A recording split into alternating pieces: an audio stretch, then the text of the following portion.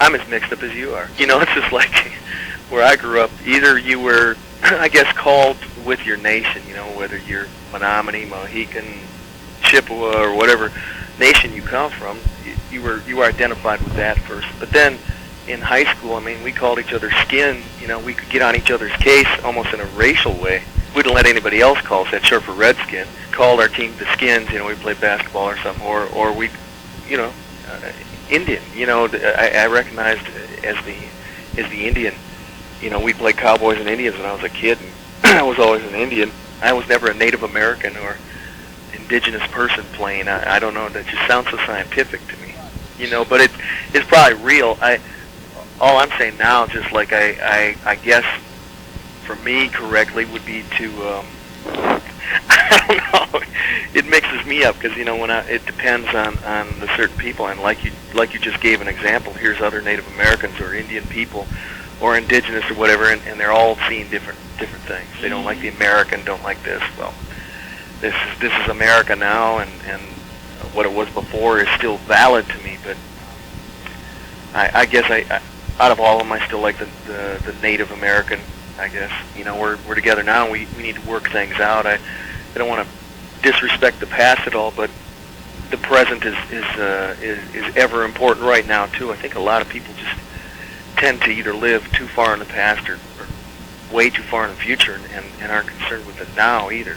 But the past is definitely important as far as the culture is concerned, and I know that. But as a kid from an alcoholic home, the past, living with dysfunction and almost it being the hip thing to have dysfunction is like, it can slow you down for the now. You know, you tend to use your past for everything. You know what I mean? You could just use it for an excuse for this, excuse for that. There's a time in life just to say, hey, let's get on with it. You know, let's go. Now, you said something interesting just a moment where you said something about it's almost being hip to have dysfunction. Or? Yeah, some people I've met, I swear they're inventing their own terrible past or something, you know, whether it's in the music business or artists trying to make, and here I literally did grow up in a violent, alcoholic, weird past, but it's like, I'm not about to relive that nightmare every day. You know, I don't care. I want to smile. I want to have a good time with my family. I want to make some music. I want to rock. I want to kick butt with the music. You know, if I hang on to the other stuff, I think it really slows me down, makes me angry. I have a chip on my shoulder. I can, you know, there is a need for looking back on I guess, I don't know, dysfunction, but things that have gone wrong, and that is like, you know, in order to straighten things out, such as the racism that it continues in certain things. That's a given. That's an obvious thing that still exists. But I really believe for my own tribe and my own people and certain things that I'm doing that I can do better with just trying to be the best Bill Miller I can be. You know. Now, I bring up the term not so much to categorize you or to separate you from other artists, that kind of thing, but more to get at some of that culture or heritage that might affect your music. Yeah. For instance, in Raven in the Snow, I do hear elements of what I would consider Native American heritage. So, oh, yeah. So that's the next step, is how does that heritage enter into your music? I think it's always been there, and I when I moved to Nashville 10 years ago, I almost buried it, not quite, but this town would have loved back then, and maybe even now, to, I don't know, I don't fit into country music, I don't want to, I don't care to, but they just tried to smother me when I got here. You know, I remember playing a few songs, and Kathy Mattea really liked a couple of my tunes, and they eventually got demoed by her husband, John Vesner, who, this is really a pretty wild story, who ended up demoing it and giving it to, guy's a big star now, but he sang on my demo. And it got passed around town, and I got a call from a publisher who said, man, you can really write a song, you know, this would make us all some money, and blah, blah, blah. And called me in for an appointment to get a publishing deal, and at the time we had just moved here, and I definitely could have used the money, and had 2 kids at the time, and I went in, and the guy, first thing he did was look at me, and he goes, you're Indian, aren't you? And I said, yeah, well, what's the deal? You know, it doesn't make a difference to me. You know, I came in here to talk about songs. He proceeded to tell me the worst Indian jokes I've ever heard. Oh, jeez. And then showed me every picture on the wall of every star he's been with, and then told me, he said, I listened to the rest of your tapes and some of the songs you've been writing. He said, and it just makes people feel guilty. He says, you don't need to be writing songs like that. We write drinking and cheating songs in this town, and that's just the way it is, and blah blah blah. I'm like, I don't want anything to do with this publishing deal. If I have to change where I come from and what really influences me, then I don't want a part of it. And that's basically what happened. I think it was a good slap in the face to come to this town and to work through it and to hang in there, because the native part comes through naturally. What I grew up hearing, natural sounds were loons, coyotes at night, great horned owls, and bears fighting dogs out in the dumps down the road. Old cars coming up, pickup trucks, and whether they were those types of sounds and stuff. And I grew up listening to flutes, and I grew up listening to Pow Wow singers, and I grew up listening to the Beatles, and all these things started mixing with me.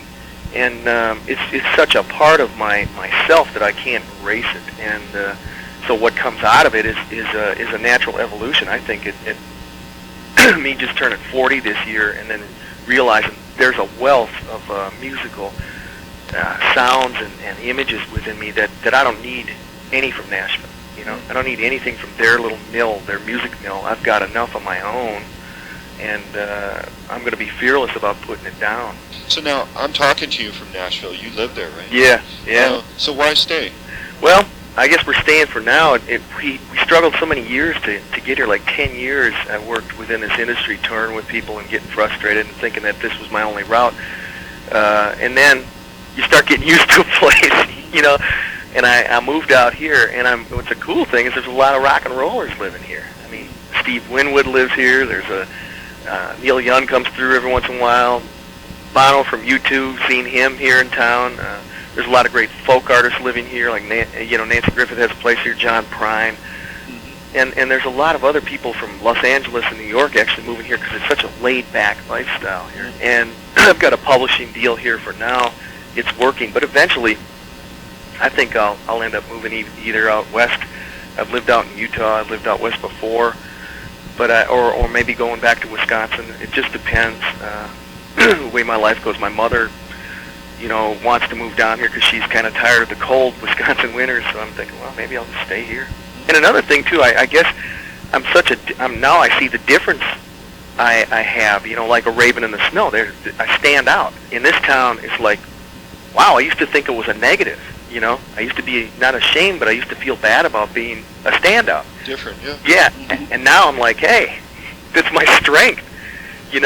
People don't forget me in this town, so it's kind of nice, now to cut through all the crap.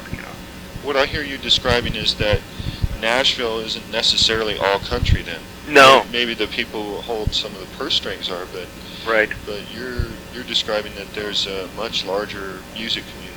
Oh yeah, there is, and there's a large alternative scene, not large, but a big enough one to keep me happy that it's going on underneath. There's a good folk scene. There's a bit of blues here. In fact, I just talked with Ron Huff, who's director of the symphony here, and we're thinking about doing something together.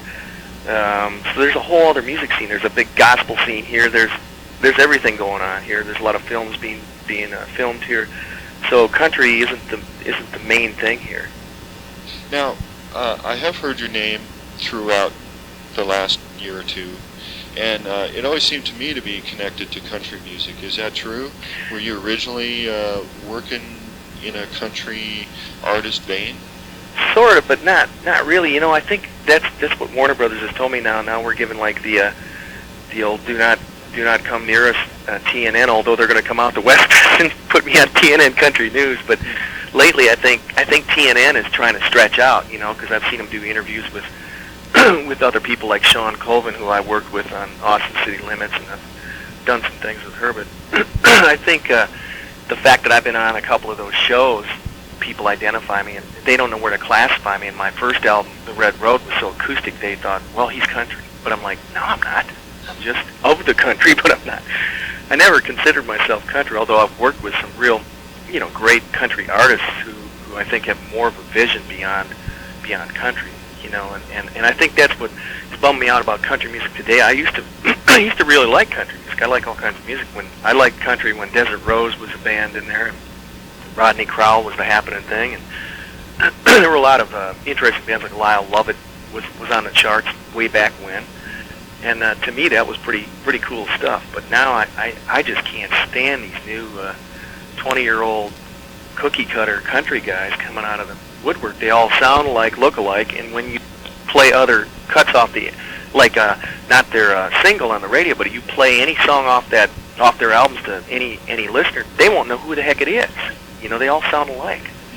Well, of course, Raven in the Snow isn't a bit of country. No. This is true blue rock. Oh, yeah. And of course, that's what attracted me right away. So, where does the rock come from? You mentioned hearing the Beatles when you were a kid, that kind of yeah. thing. Is that going all the way back to early influence? Oh, yeah. I started out playing.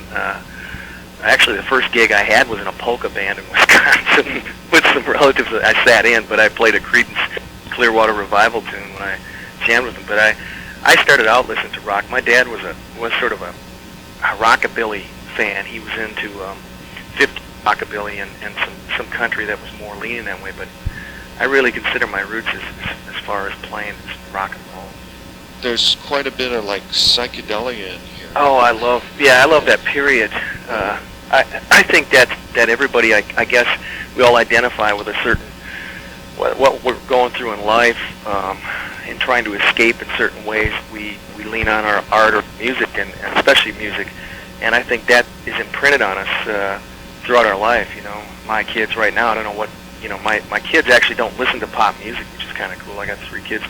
My daughter listens to a lot of Broadway and classical, and she's into plays and stuff. So I mean, she listens to soundtracks basically, and she plays like 3 different instruments. And she has really no desire for pop music. It's fun to her, but she doesn't have any favorite group. She just likes music in general. But for me, it was during that period of psychedelic music in the 60s, and the Beatles, the Doors, a lot of the British rock. And, oh, yeah. And all that, and Hendrix. And I mean, I just loved it. It had, too, a lot of it, we start with Deep Purple and stuff, had a tribal beat to it. I mean, and the Stones, you know, Sympathy for the Devil and stuff. I mean, by that time, when the Stones started kicking butt and all these other bands, I was into it for that sound, and that's pretty much the way I play. You know, I love getting locked into that groove. It feels so natural. You know. Do you think that there is something cross-cultural about that?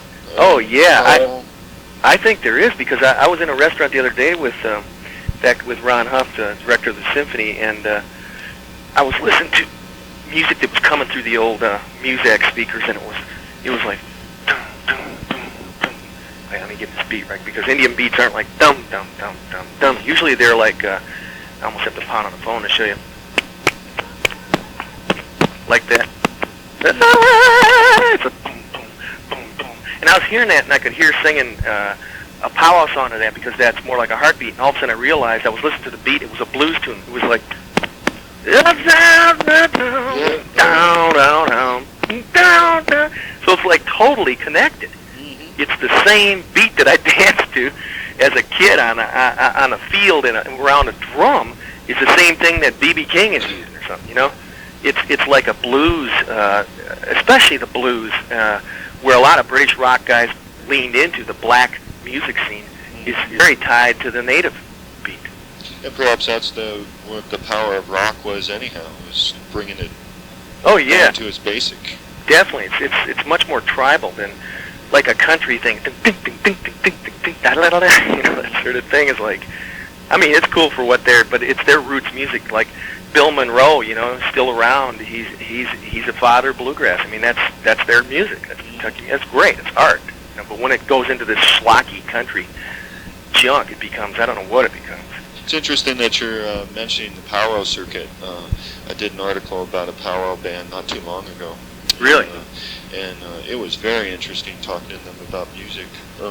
How much of that is in your background? Did you actually dance Pow Wows, that kind of thing? When I was a little kid, yeah. But I hadn't done so in so many years. But over the past few years, I visit Pow Wows, and I'll go out there and, you know, without dressing up or anything, I'll go out there and dance on the intertribal dance, or I'll sit in on a drum.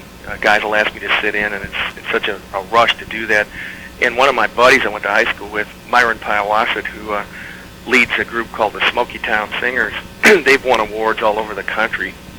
And we grew up singing together, knowing that I'd go electric and he'd go traditional. But, yeah, I love I love that type of singing. In fact, I'm going to be writing some more songs like that. On my first album, The Red Road, I've got some Pow Wow songs on that album. And I sing, in my show, I sing a couple songs in the Menominee language. It's such a great feeling to sing that deeply rooted and to sing with a beat like that, and then to pull in a guitar, too, and Neil Young it out and then bring back the traditional thing. I like mixing it up. Well, for these guys that I was talking with, it was a group called Black Whistle. Mm-hmm. Point that came through there was how deeply rooted the music was for them, and that it really didn't have very much commercial connection at all. Their interest was community, that kind of thing. Do you feel the same way about your music, or does yeah. Into it? In fact, I just played in Green Bay on the Oneida Reservation just this last week, and what was amazing was to see the community come out to get into my music. I mean, they're old and young, especially the old people were there. I thought I'd kind of rock their heads off. Because I started out acoustic in about an hour, and then I did my last hour just rocking with my band, and they loved it and heard every word of it, and the community was there to support me. It's always been like that. It's always been a communal sort of thing within our tribe and within the people, the Indian people. They're just, I really appreciate their support. But now there's kind of like a new tribe or something going on, something you're connected to, Eddie Vedder and those people. That's an interesting connection. Yeah. What has that done for you? It sounds like it's helped energize things or push you. It did.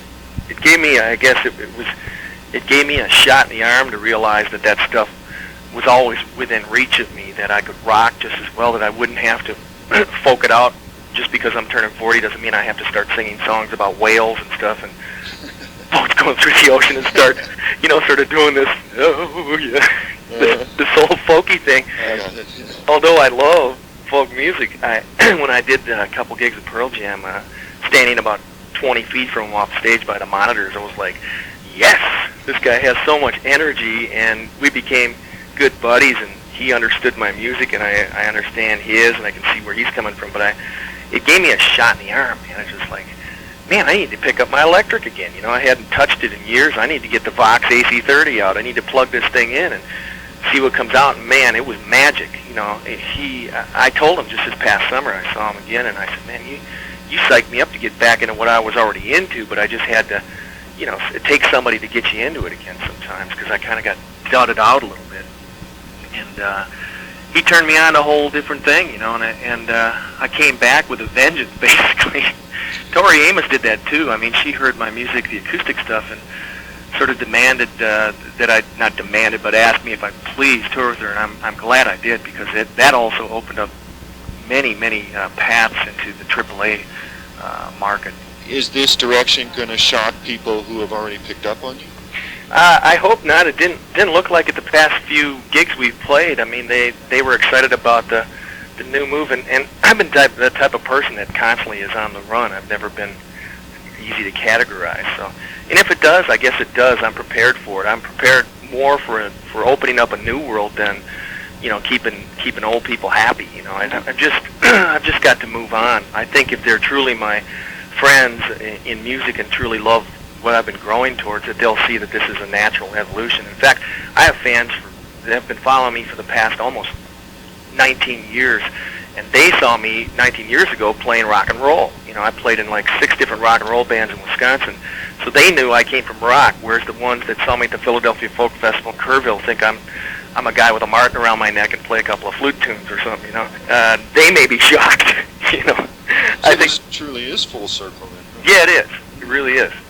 I know this album isn't even on the streets yet. No. Do you have other material going already? Or are you just going to concentrate on touring? I'm going to concentrate real hard on tour, but I'm like a horse waiting to get out of the box. I'm like, man, I can't wait to play. I can't wait to play this stuff. But last night I've been working on 2 new tunes as we speak. I was writing, and I'm thinking, well, I might as well let it flow again. I'll keep working on stuff. It just makes me feel better. It's like almost like a fighter waiting. He doesn't. A real fighter should always keep sparring or working out in between the fights. I think people that take things for granted I don't know. They're going to just their calluses aren't going to be hard anymore. So I have to keep doing it. Yeah, because I know some people write a lot, record, right, and then they tour. They don't do anything during that time. Right. But that's not the case for you. No, I got to keep busy, and also I want to start doing my art. I'm an artist that went through 6 years at fine art school, and that was my goal, to be totally honest with you. I have no idea when it changed, but I didn't want to be a musician. You know, I wanted to be an artist, a painter. And recently was in Santa Fe a couple weeks ago with a couple friends of mine who are successful artists now, and they just psyched me up to paint again, because I've had so many offers of people wanting to, they see some of my work, but I haven't had the time, so I want to get into that too. So I'm doing some sketches, and I usually too, when I write, I sketch little little scenarios, and then I go off on the writing thing. I write little words underneath, and I start a song that way. There's a true connection between the art and music. Yeah, oh yeah. Is there any other connection? Is knowing art or drawing, that kind of thing, has that helped you with music at all? Oh yeah, I truly think it has. When you see the basics of art, like perspective and shading techniques and stuff like that, you can do that musically, chordal-wise. You know, some people are just so satisfied with a C major and a G or whatever, and sometimes I'll get too complex, and then I'll come back to just using the G. But I mean, I'll paint with colors, you know, and I'll see a composition as the whole and balance it out, or take it to the left a little bit, or cut this off. And I think just the way I look at music is the way I might look at a canvas or piece of art, you know, and it's always helped me, because I never had musical training, but I had a lot of artistic training. So funny, I had the color wheel and how to mix this from gradation to this blue to this gray to this, and then these other guys had a circle of fifths, and they have all these musical things, which I know nothing about. I have no idea when that, but I can hear it and feel it, you know. Yeah, but you do know. Yeah, I guess I do, you know. You just don't know maybe the terminology. No, the notations or how to write it out, but I do know, and I can understand it after so many years. It's an amazing thing to be able to listen to somebody else's music, or even listen to some classical stuff, and I can hear stuff that I've never heard before because of years of experience. I can pick out the bass, the cello, the this, the that, and I'll listen for parts now, rather than just going, yeah, man, cool, you know, sort of dudding out and just hearing it for just a blob of music. I really tend to have a good ear to listen for little parts. Now let's turn that around. Do you think that could affect your art? I hope so. I think it needs to affect my art. Sometimes I think I stick in this realistic mode, or this mode where I don't want to get too impressionistic, because I'm afraid to paint with broader strokes, afraid to offend somebody that they wouldn't know what the heck I'm painting. So even as an artist, I can see that as a visual artist, I get, wow, man, I am tight as far as an artist. I'm afraid to paint something more abstract. But in my music, I'm not, you know, so I think they both help each other out.